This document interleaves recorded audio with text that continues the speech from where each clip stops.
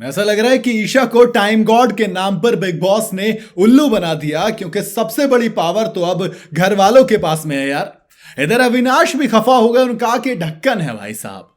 नहीं मतलब चल क्या रहा है, ईशा टाइम गॉड बनी और पहली लड़की बनी जो कि सीजन 18 में घर को कंट्रोल कर रही है। ऐसा लगा कि कुछ नया देखने को मिलेगा। अब कैसे बनी, किसने बनाई, वो सब बात की बात है, लेकिन एक चीज तय है कि ईशा घर की पहली फीमेल टाइम गॉड बनी।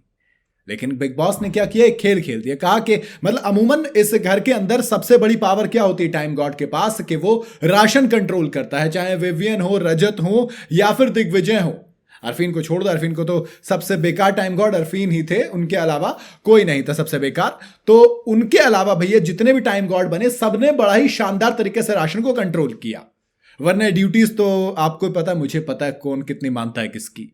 चाहे रजत के टाइम की बात कर लो, चाहे विवियन के टाइम की बात कर लो, चाहे आप टाइम की बात कर लो, दिग्विजय सिंह राठी के ड्यूटीज तो कभी नहीं मानते। इधर ईशा जब टाइम गॉड बनी तब करणवीर मेहरा ने क्लियर मना कर दिया। तो ये तमाम चीजें तो चलते रहते हैं। तो ड्यूटीज असाइन करने की कोई पावर नहीं होती। बिग बॉस के अंदर सबसे बड़ी पावर मेरे हिसाब से वो राशन के कंट्रोल वाली होती है, जो कि बिग बॉस ने ईशा से छीन ली। उन्होंने बाकी सब घर वालों को वो टाइम गॉड वाली थिंग दे दी कि भैया एक काम कीजिए, जिसके पास जो चीज रहेगा वो उसके कंट्रोल में रहेगा। तभी तो चिकन भैया ले गए आपके क्या नाम है दिग्विजय सिंह राठी, अंडे ले गए करणवीर मेहरा। तो अब कर लो भैया, बांट लो, फूल गोभी, आलू, बैंगन वैंगन सब कुछ। पनीर रजत दलाल के पास है। तो यही एक चीज है, मतलब पूरे के पूरे घर के राशन पे कंट्रोल किसका है? घर वालों का। ईशा के हाथ में क्या आया?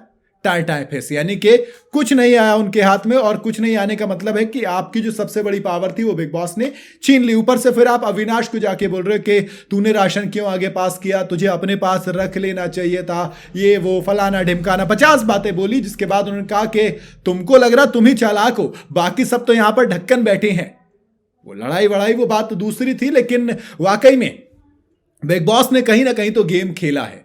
थोड़ी सी वो चीज ईशा को भी लगी, क्योंकि उस जो टास्क चल रहा था वो राशन वाला, उस दौरान ईशा को भी ये फील होने लग गया था कि यहां तक मेरे पास तक तो कुछ नहीं आने वाला। बिग बॉस ने ही तो बोला था कि जो ईशा के पास पहुंच जाएगा उस पर ईशा का कंट्रोल रहेगा। और ईशा के पास क्या पहुंचा?